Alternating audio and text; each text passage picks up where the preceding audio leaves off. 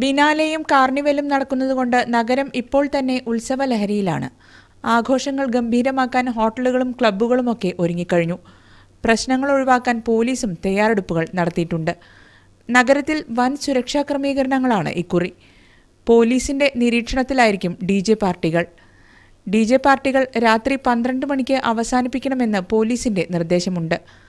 Fort കൊച്ചിയിൽ കാർണിവലിന്റെ സമാപനം കൂടിയാണ് പുതുവർഷാഘോഷം.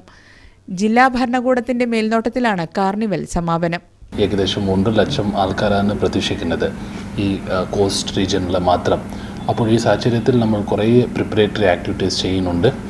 ലോ ആൻഡ് ഓർഡർ എൻഫോഴ്സ് ചെയ്യാൻ പോലീസ് വളരെ കർശനമായ നടപടി സ്വീകരിക്കുന്നുണ്ട്. 24/7 ഹെൽപ്പ് ഡെസ്കിലൊക്കെ സ്ഥാപിച്ചിട്ടുണ്ട്.